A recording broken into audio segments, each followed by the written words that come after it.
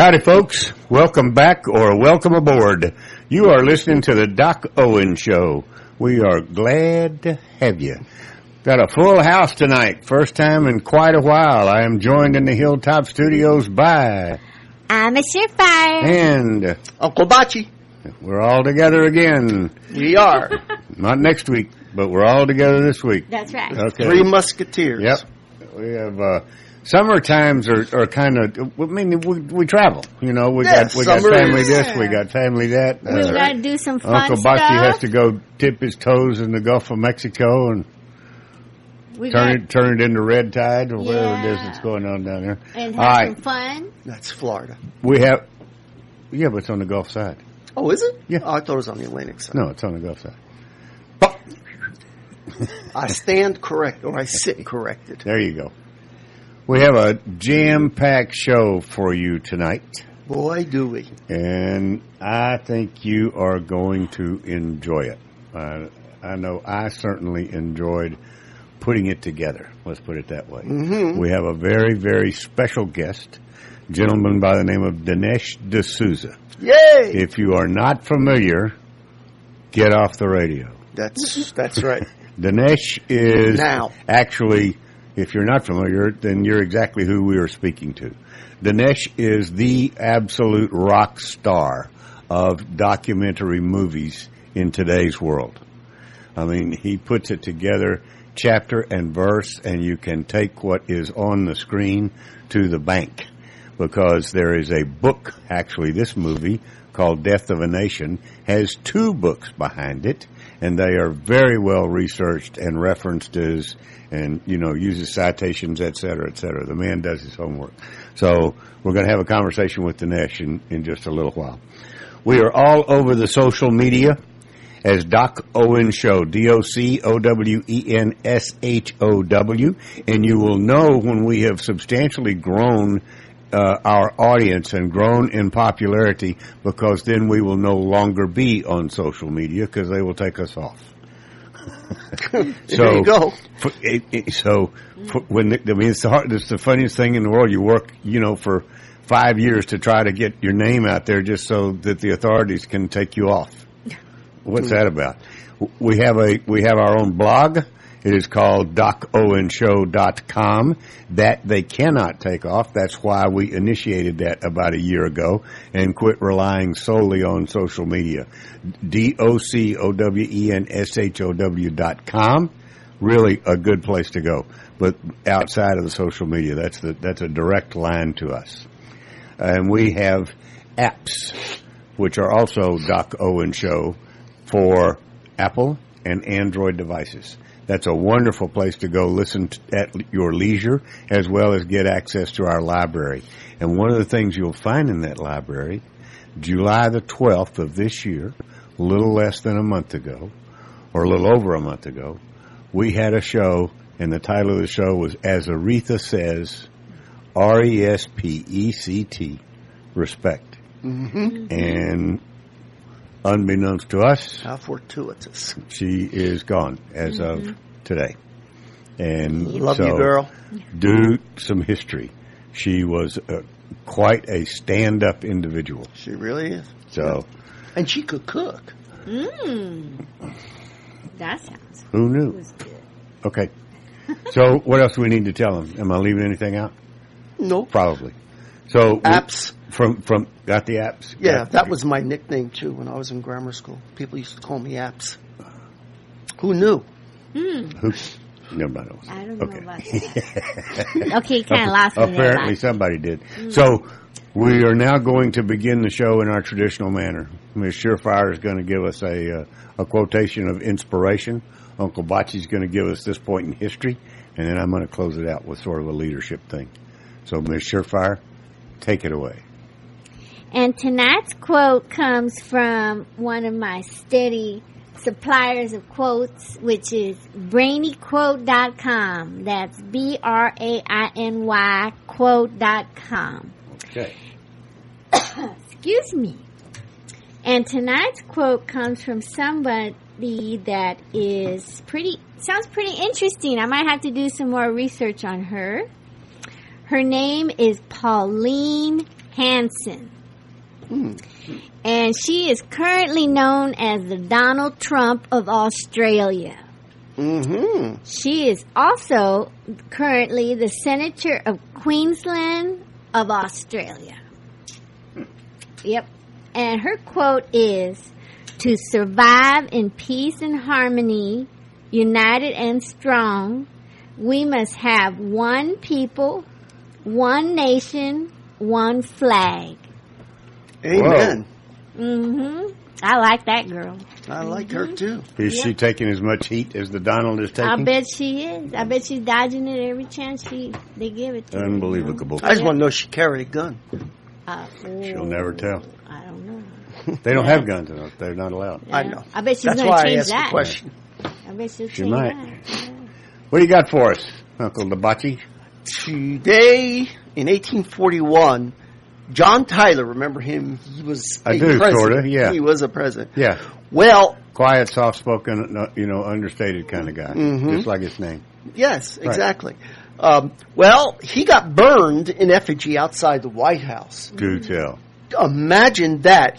What he did was he vetoed the second attempt by Congress to reestablish the Bank of the United States. So he vetoed that because he didn't think it was constitutional to have a bank.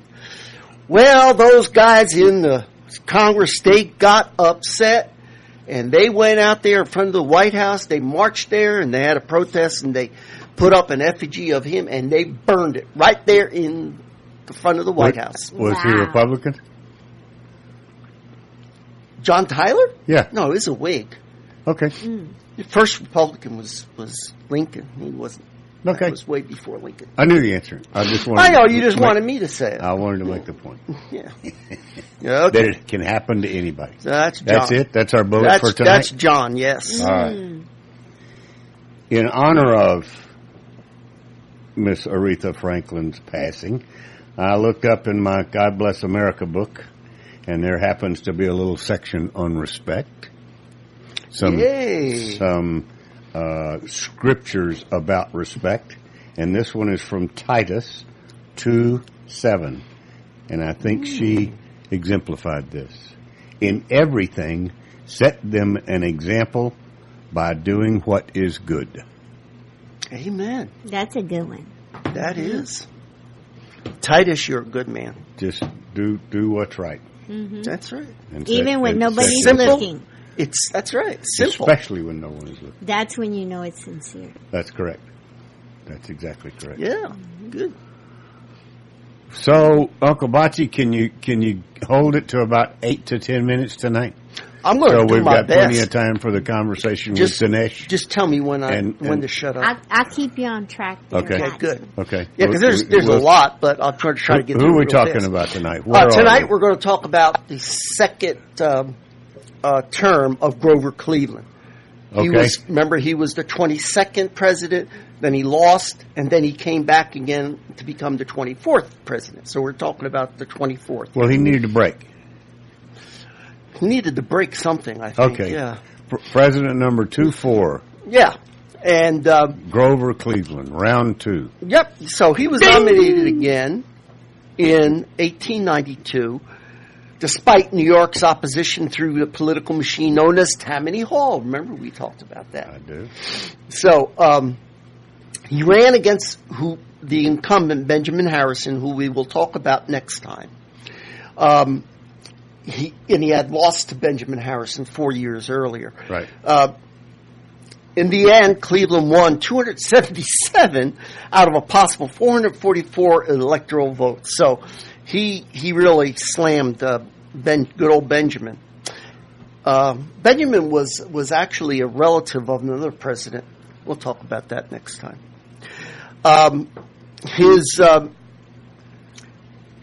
He forced the withdrawal of the treaty, which would have annexed Hawaii. That's one of the things he did, because he felt that America was wrong in helping with the overthrow of Queen.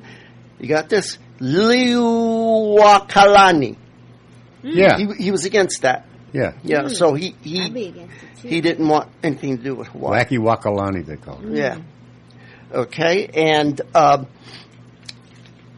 So, in 1893, there was an economic depression. It was a pretty severe depression. And it was called the Panic of 1893. Imagine that.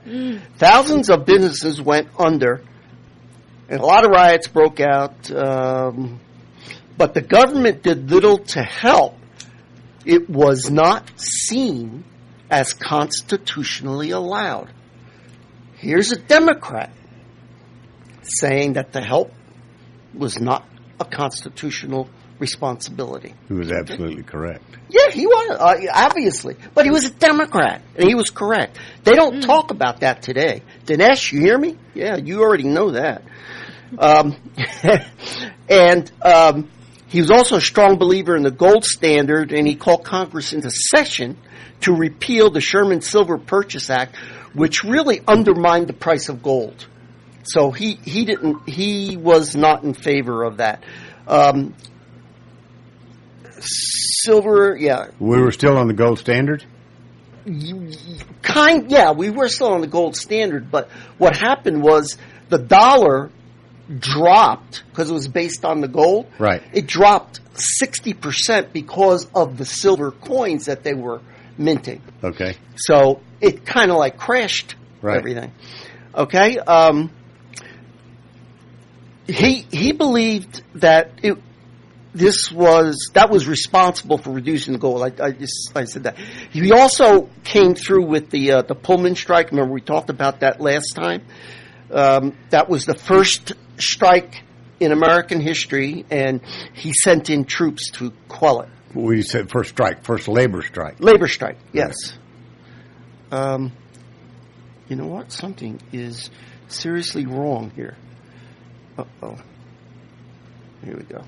Okay. I'm sorry, folks. My desktop was. You can't see it on the radio, but he was doing a dance for your entertainment while it seemed silent, but it wasn't really. I was getting ready to play some music. There you go. A little bit of Aretha Franklin. Right? Oh. So at this time, the Republican Party was in disarray, and a third party popped up called the People's Party.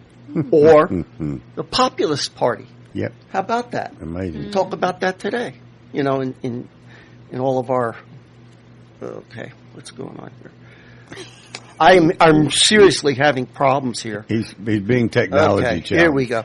Okay, so anyway, yeah, he won that election handily. His vice president was Adlai Stevenson.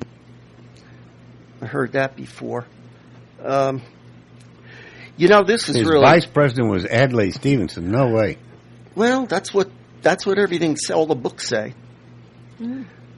Folks, I am really having technical difficulties here. Uh-oh. I don't know what's going on. You want to break? You want to turn it over to Dinesh? Oh, let's see. What's this? Uh-oh. Okay. Can we talk about Yeah, that? let's go to Dinesh. Yeah. I'm having technical difficulties here, so you people are going to have to wait for it. Sorry about that, dude. Yeah, so am I. Okay. Back to hard copy. Back to hard copy. Dinesh is better anyway. No. Dinesh DSouza. Uncle Bachi, at least tell them who you are in case they want to give you some technical tips. I am the technically deprived Uncle Bachi. UNCLE Oh, jeez.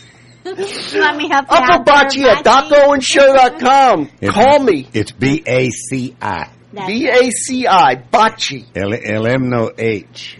LMNOH. I don't know what's wrong with this thing, but... Oh, no. Maybe you need to, recharge it or let it sleep for a while. I don't know.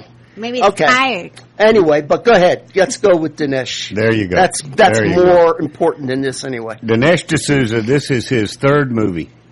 He is and they are documentary films. Fourth movie.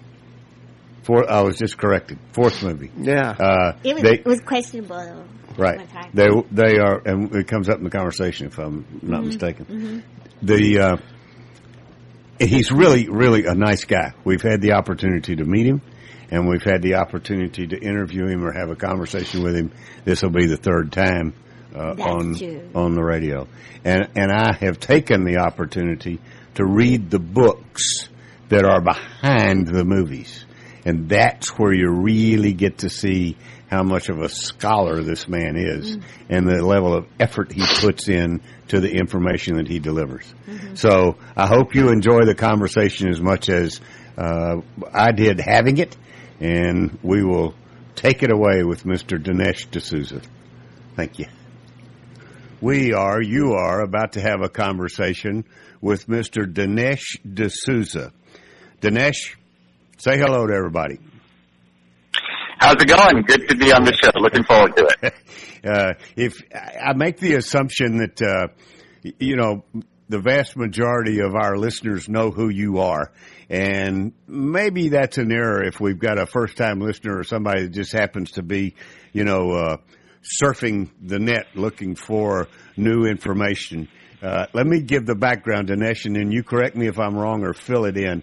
This is your third or fourth film as a result of all the books that you write. Yes, I've done probably 16 books, and this is the fourth film. Okay. I began with the movie on Obama, and this one is called Destination. Yes, sir. And by the way, it is excellent.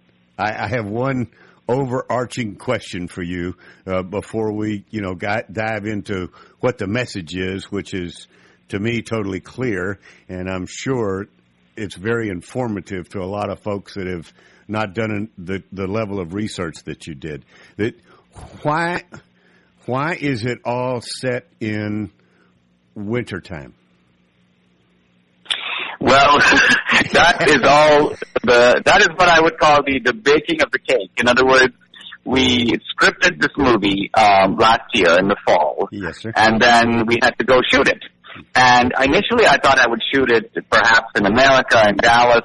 But some of the scenes of early fascism, I realized the problem with American actors, they're far too red-cheeked and happy-looking and well-fed, and they don't look genuine. So I said, no. I need to jump in a plane and go to Munich and Prague. I need to find German-speaking actors who can credibly play Mussolini in the black shirts and the Nazi party guys. So we went to Europe in January, and we had to put our big coats on. Well, and all of this was driven by the schedule of the movie. We wanted to bring it out in the summer, so we had to shoot it then. I thought you were doing that. You did it intentionally to add to the bleakness of the message of how bleak Europe was at that time. And to me, it came across as very effective. So don't tell anybody the story you just gave me. Just go with the fact. Well, we had to make sure. and I good one. I like it because it really does. It adds to the overall effect of the message that you're delivering. So I thought it was totally intentional, which it was, just for a different intent, is what you're saying. Correct. So correct. It starts out. Let's back up a little bit to who is Dinesh DSouza. I love the way you write, and I like the way you deliver the message on the screen. And I understand from previous conversations as to why you do it that way, is to reach the broader audience and try to involve and include some entertainment for those folks that just won't sit down and read a good book, which is thankfully what my mother taught me to do. So, well, the books and movies, they go together, I think, because a book is an intellectual argument. A movie is really more of a narrative experience. The movies tell a story. And I like both mediums, because in a way, when you go into a movie, it's engaging, it's engaging all your senses. You're seeing things, you're hearing things, it appeals to your head, also appeals to your heart. So a movie can be quite transformative to someone when it's a powerful and effective movie. Now, it can't cover the wide amount of material that a book can. And so, for example, in this movie, you'll see snapshots of what the Nazis do. Right. The book lays it out, 1, 2, 3, 4. Yes, and so the level of documentation and so on, there's just no comparison. I ideally tell people, hey, go watch the movie, and then if you like it, pick up the book, because the two go really well together. Well, and it's difficult to put footnotes and references on the movie screen.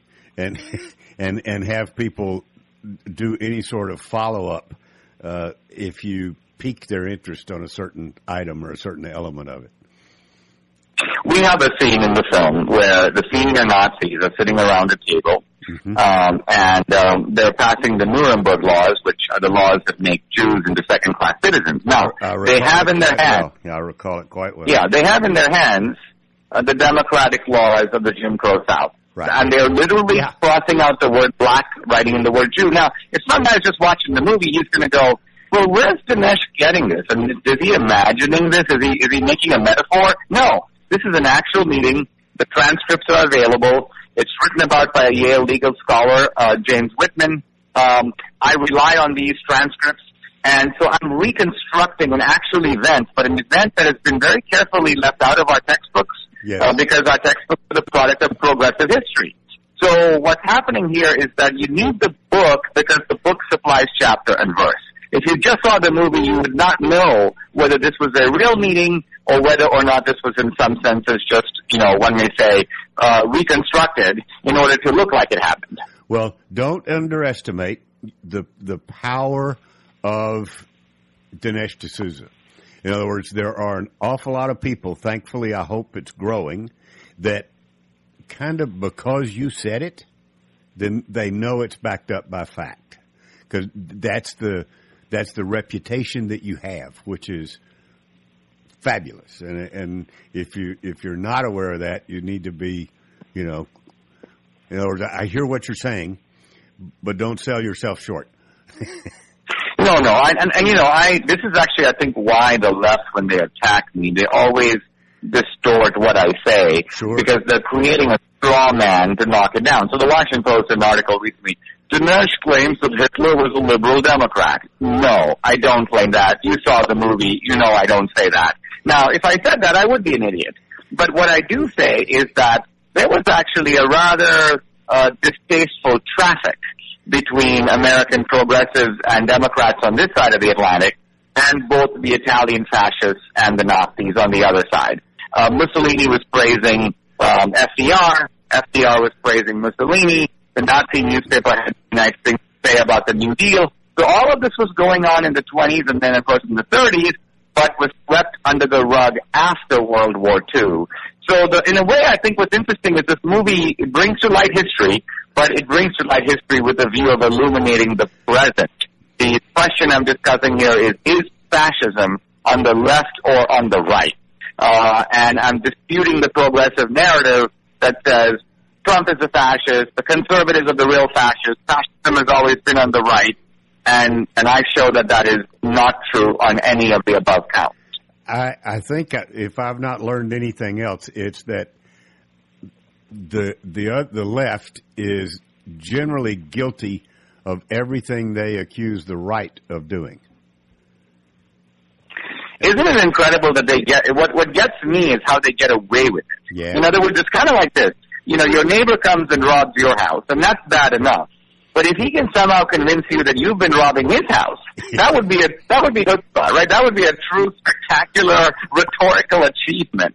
And that's the left's achievement, to basically blame the Republican Party for being the party of racism, even though the Democratic Party was the party of slavery and segregation and Jim Crow and the Ku Klux Klan and racial terrorism and opposition to the civil rights movement. I mean, just as an intellectual feat, I admire how about this big lie.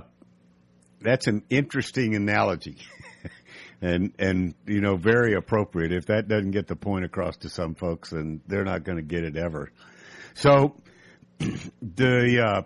I'll openly admit that I've not read the book, and I'll openly admit that I guarantee you I will, because I do enjoy reading books, and that's where I really get as you say, the facts. So I don't question it, but I do like to know where it came from. You know what I'm saying? Yeah, and I mean, I just, give you a preview. I mean, look, we just had these white nationalists showing up in Charlottesville, right? Not very many of them. But the left has been saying now for over a year, these white nationalists are all on the right.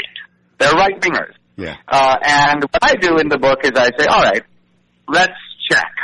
I look at Jason Kessler, who organized the Charlottesville rally, both times.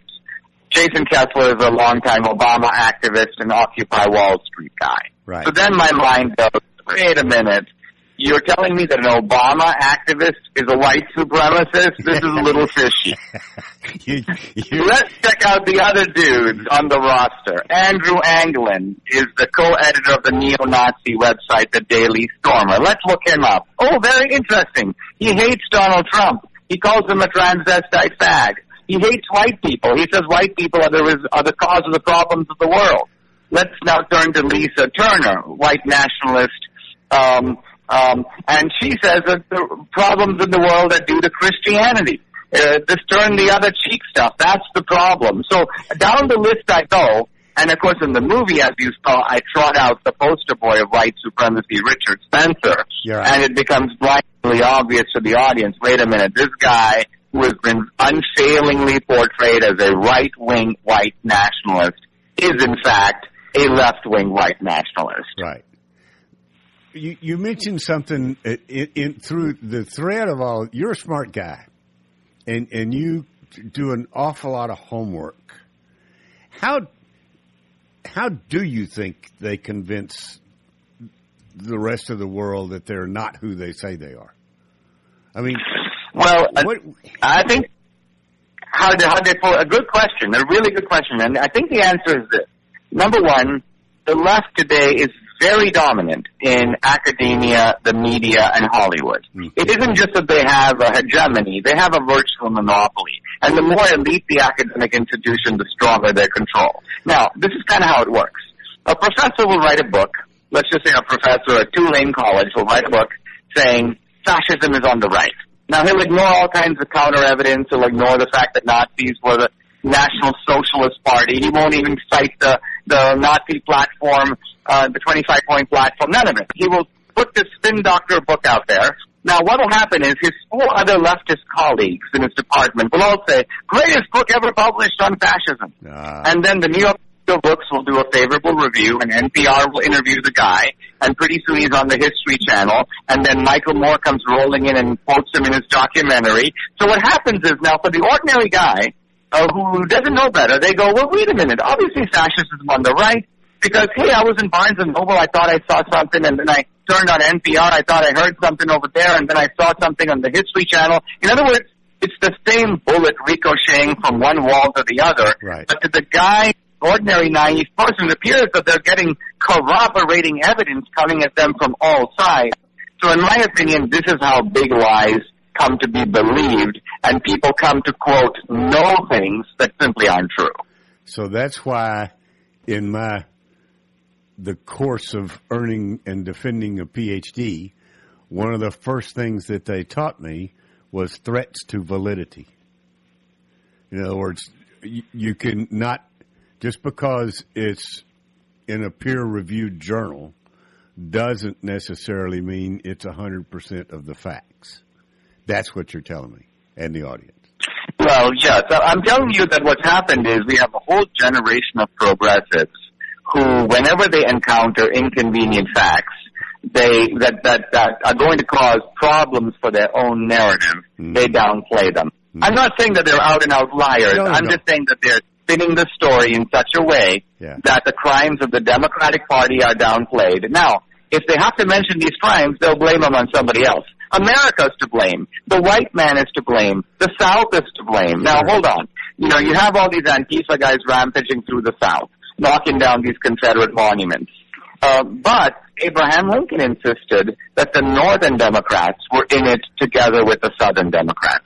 He called the Northern Democrats the fire in the rear. In other words, they're ready to shoot him in the back. And he told Senator Sumner, they're more dangerous than the Confederacy. So what I'm getting at is progressive historiography downplays this. Why? Because they want to take the blame off the Democratic Party and put it on the South. So that's the game they play, and kind of my expertise is at catching them in the act. And it's a full-time job. It's a full-time job in part because not many people are doing it. You know, a lot of people are focusing on fake news. I focus on fake narratives, fake history, fake scholarship. And so I kind of have the field to myself, and man, is it a pretty fertile field. Well, Yeah, except we need to. Here's what I hear you saying: we need to create a ricochet effect for you, and folks like you by adding more fuel to the fire, more researchers doing the same thing. Absolutely, and also building megaphones to get the message out, and because the left has these huge megaphones. And by the way, when I put out the movie, they'll ignore it. So right now, the movie's in 1,000 theaters, but ABC, CBS, NBC, CNN, they're all pretending that there's no such movie. They think if they don't cover it, it's not a fact in the world. And their goal is to prevent my ideas and truths and documented facts from being put in front of people who are in their ideological camp. Why? Because if the ordinary, well-meaning progressive saw this stuff, he'd be like, wow, I better rethink my convictions. Right. I better go and check this stuff out to see if it's true. They don't want that. Right. Well, I must tell you that we went to see them. There were exclusive showings and, showings directed at Tea Party groups and conservative groups. And they were packed. I mean, they were absolutely sold out.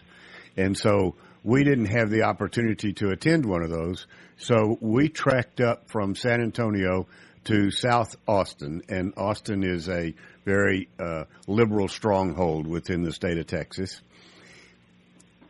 And we wound up sitting in a theater with 6 other people. There were a total of 8 of us in this theater, and I knew it was going to be sparse because of where we went to see it.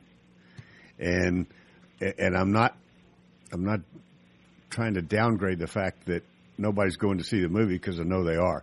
What I'm doing is emphasizing exactly what you just said. Is, when they don't publicize it, when it's just kind of one-off and sitting over there by itself in an area that is not prone to think like we do, they don't want to hear the message. They don't have even the curiosity to go hear the message. Yeah, it shows you we're not living in a normal America. Because if we were, I'd be on the Today Show, I'd be on CNN, I'd be debating with some historian, I'd be on The View. But no, this is not the way the left approaches these matters. The way they approach these matters is, how do we kind of make sure that as few people as possible? I mean, you saw the movie, right? So if you go on the reviews that are put on by these left-wingers in Variety and Hollywood Reporter, I mean, these are guys, they won't even say that the movie is intellectually wrong-headed. They say, it was the most boring movie I ever saw. Right. It's horribly shot. It's put me to sleep. Now, anyone who sees documentaries, if you're going to be somewhat objective, realize we spend a fair amount of money on these things. Yeah. We have very good cinematographers. The quality of our footage is actually really good. Yep.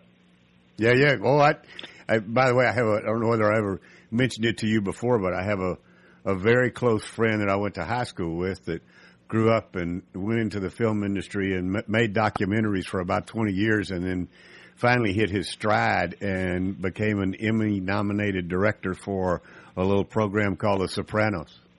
And so, but he went through exactly what you're going through in terms of the quality of the work and the message that's being delivered. And somehow it just never rises to the level of what, as you say, the media is expecting. And I find go ahead. Yep.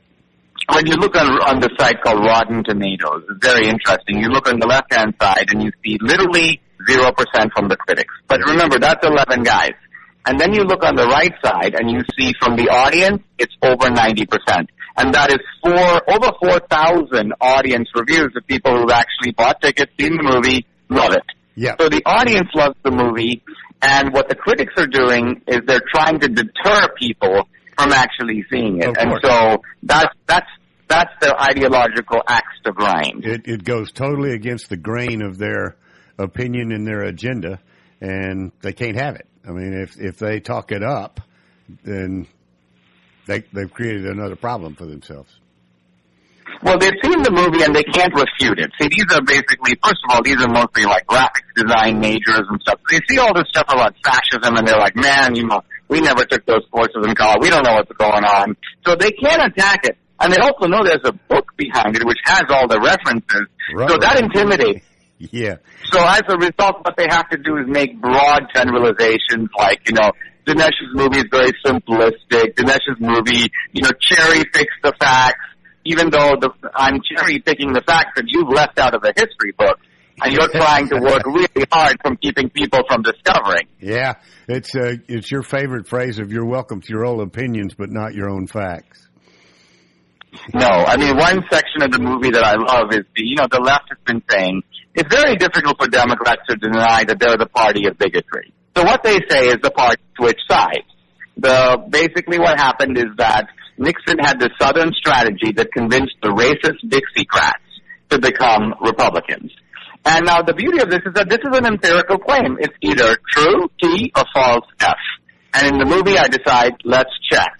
So I put up the 150 racist Dixiecrats, and there they are on the screen, their names and their photographs. Yep. And then I say, let's see how many of these dudes moved over to the Republican Party. Well, in the Senate, it's one guy, Strom Thurmond. In the House, it's one guy, Albert Watson, and the other 148 Dixiecrats stayed and died as Democrats. So the claim that the racist Dixiecrats became Republicans is a simple, flat-out falsehood. I remember that there were two.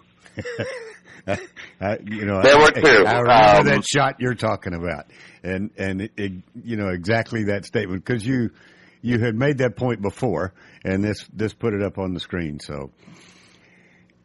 Well, that's the power of a movie, and that's why you remember it. If you read it in a book, and you're a smart guy, you probably would remember it, but a lot of people wouldn't. Because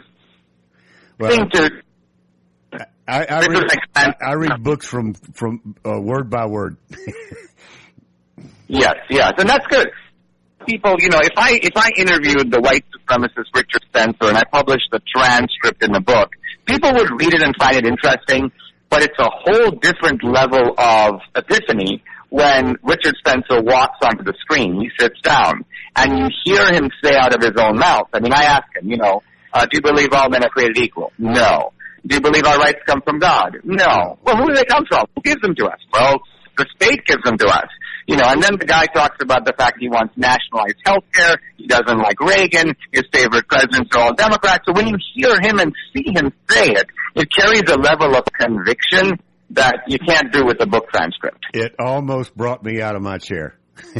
I will tell you, when you were asking him those questions and drilling and his responses, I was like, oh my gosh, he actually believes it. I mean, and right, and I think the power of it isn't just what he believes; it's that you begin to realize that the whole mainstream media have sold us a bill of goods, because they have been telling us interminably for a year that these guys are all right-wingers. And now you see for yourself that's really not true. So they've been trying so hard to hang the fascist and racist tail on the Republican elephant to camouflage the fact that it really belongs on the Democratic donkey. We are, as Clint Eastwood put it, we are way too conservative to act like that. We just don't. That's not how we respond to situations. So that's what makes all that Antifa, racist, all that jazz way too unbelievable for me. I just know that that's not in our culture. Yeah, I mean, I'm a person of color, if you will, a non-white immigrant, and I've been in the conservative precinct now for 30 years. And the racism I encounter is inevitably from the left. I mean, when Jason Kessler, when I mentioned that he was an Obama guy, he makes a video, basically, go back to India, Dinesh. I talked to Richard Spencer, another left-wing white man, go back to India, Dinesh. I've never heard any conservatives say, go back to India, Dinesh. So it's very obvious to me that, A, these guys are not conservative, and once we look into their backgrounds, we realize, of course not. They're on the left. Well, what else would you expect? Yeah. What else do we need to tell them, Mr. DSouza? I would love to chat with you for hours on end, but I don't think that's fair to you. Well, let me just make one more point, and that is I have the provocative... Sorry, go ahead. No, please. Make your point. Yes, sir. Oh, all you want. I was going to say I have this provocative movie poster, and it morphs the head of Trump and Lincoln. And admittedly, it causes some people, even some on the right, to do like a double take. Like, what? I mean, how can you compare Trump to Lincoln? No, that temperamentally these guys are very different. Lincoln, of course, is brooding and philosophical, melancholy. Trump is not. But their situations are actually remarkably similar. In 1860, an outsider who happens to be a Republican, Lincoln, wins an election, narrow election, and all hell breaks loose. And the Democratic Party, the rival party, won't have it. The Northern Democrats, some of them want Lincoln assassinated. The Southern Democrats are ready to break up the country. So I think that this is a very interesting historical precedent for what we've been seeing here in America now. And we won't find this precedent in the Reagan era. That was a different era. Right. You have to go all the way back to 1860 to see what is a situation that mirrors the one we're in now, going on now. And it happens to be, by the way, the same party. The Democratic Party, once again, cannot live with the result of an election that they lost unexpectedly, and now they're going berserk. Well, and unfortunately, the thought that occurs to me from time to time, and I just set it aside, is that you're absolutely correct, and the longer the resistance goes on, and the more it has to be amped up to maintain itself, the more likely of history repeating itself becomes. And I really, there's no good outcome to what's going on.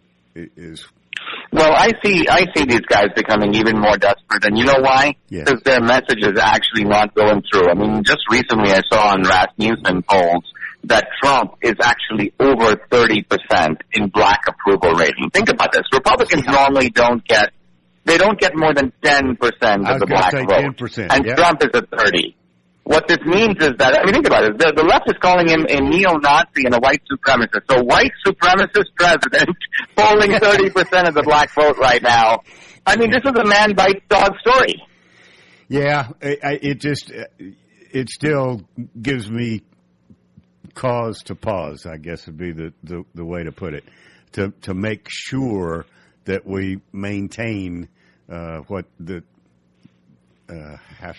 lead that we have or the position that we have, and not squander it to divulge the truth, and hopefully put it down. It'll never go down once and for all. That's the nature of the beast, but at least get it out of our country as a thought process. Well, my view is, and this is really why I do the work I do, that you really need to be well informed, and truth is a powerful weapon. Now, what's also needed in politics is courage. Lincoln had it. Wow. I think I see in Trump some of Lincoln's toughness. And amazingly, looking back, Lincoln was surrounded by, rhinos, Republicans in name only, just as Trump is. Right. And they were trying to get him to abandon the Republican platform of 1860. And fortunately, Lincoln said, I'm not doing it. And he stiffened the spine of the Republican Party. And I would really like to see that happen now in America also. Well, truth has always been, my experience is, the path least taken. It's the hardest to deal with because it's difficult to refute. And I admire you for doing it. I know that it's enjoyable and yet not easy. That you take an awful lot of guff you shouldn't have to take. Well, if you let me close, let me just tell your audience that deathofanationmovie.com. That's the website. Because if you plug in your zip code, it'll tell you where the movie's playing near you. Go check it out, and also look for the book both in bookstores or just, through the online mechanisms of getting a book. It's a nice 1-2 punch, and I hope you'll investigate it and learn from it and enjoy it.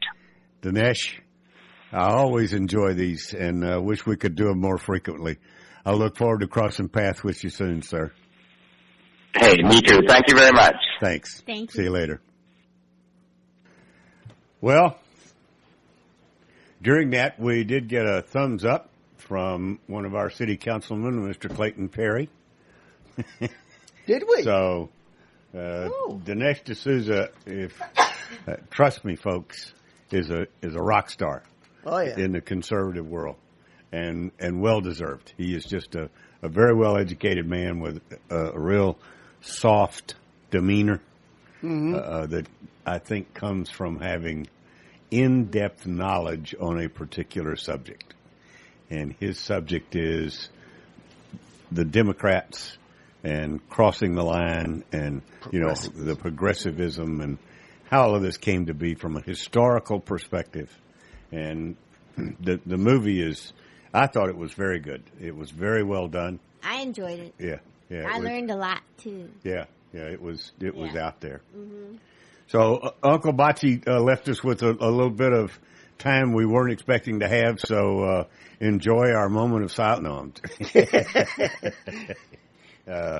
What else should we talk about? What's in the news? I mean, at the top of the news or the forefront in my mind is Aretha Franklin, just because she was the first lady of soul and way too close to my age. But we kind of grew up together, if you will, and got to hear her and see her. So, she was always, right up until the very end, I am certain, a class act. 117 charted songs. 117. Wow. 117 songs. Wow, I didn't know she had that many. Wow. That she put out there that made the charts. Like near Carole King's amount? Near in the same breath with Carole King, you bet. Yeah. So, which is that was fun too. What we saw. Yeah, Carole King.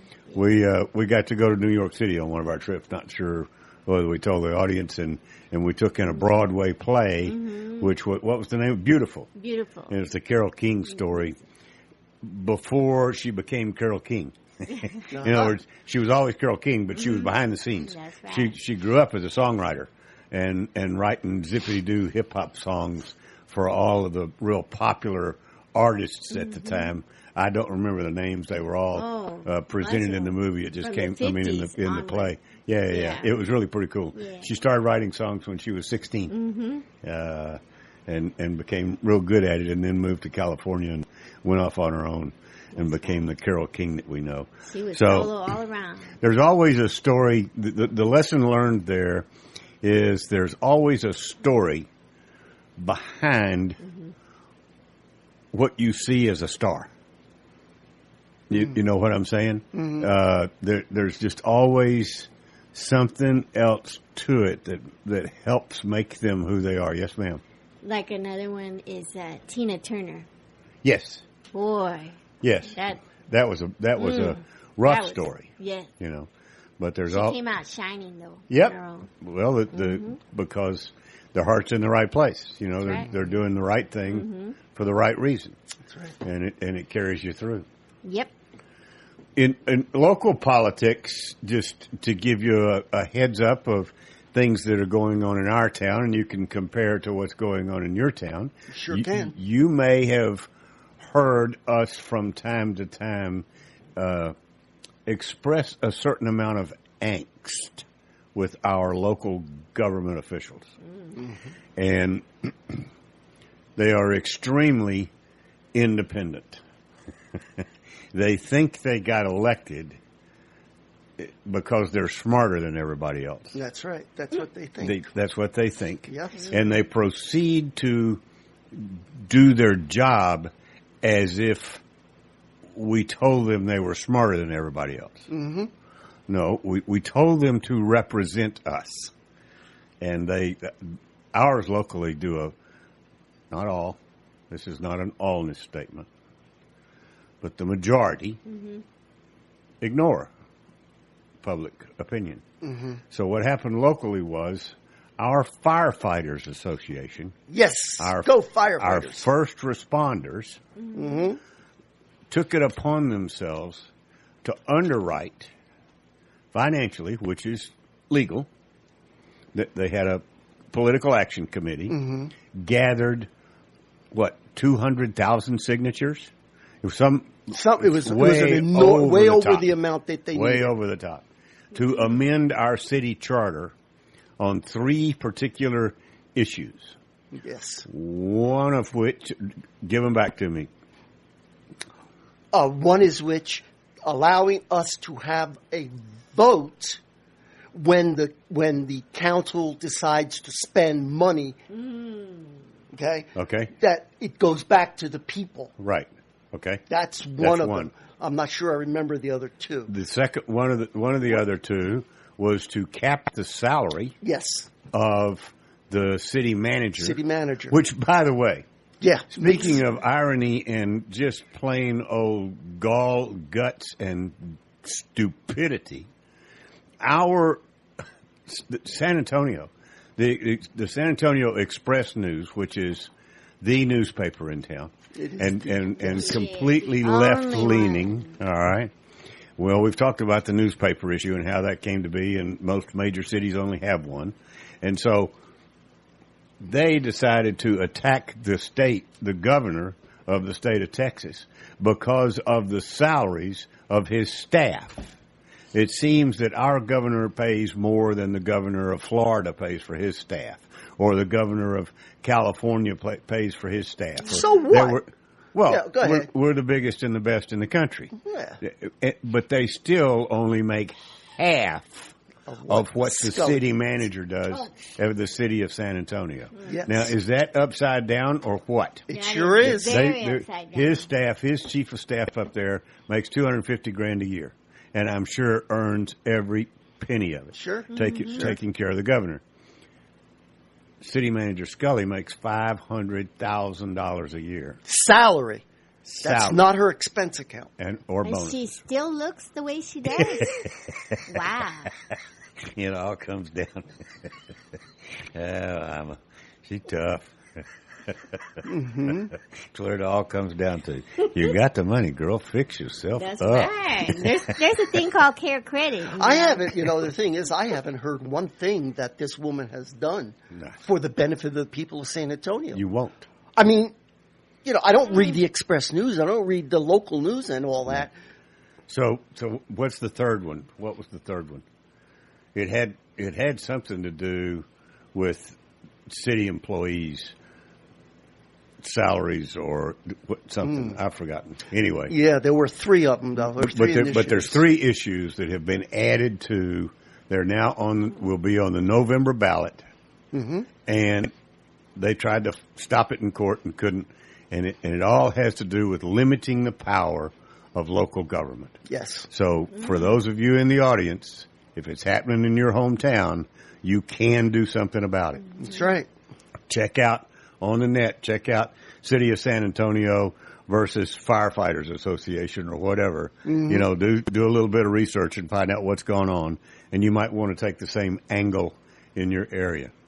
I hope you enjoyed our conversation with Dinesh tonight. It will not be the last one that we'll have, I am certain. We will double back and catch up with him as soon as possible. And it also triggered some people that we're going to have on the air real soon. And coming up shortly, either not Labor Day, but shortly after Labor Day, we are probably, we're 99% sure, we're going to shift to a Sunday show.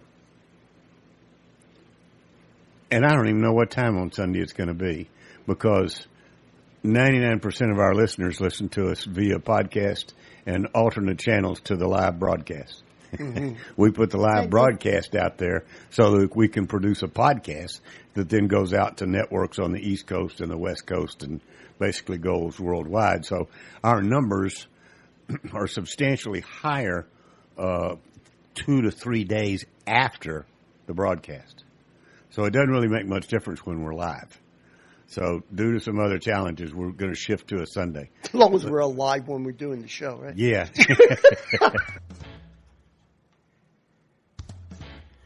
Front row. Time to go. You have been listening to the Doc Owen Show. Thank you so much for having us. We really appreciate it. Now go out there this week and take care, pay attention, and God bless. Bye-bye, folks. God bless.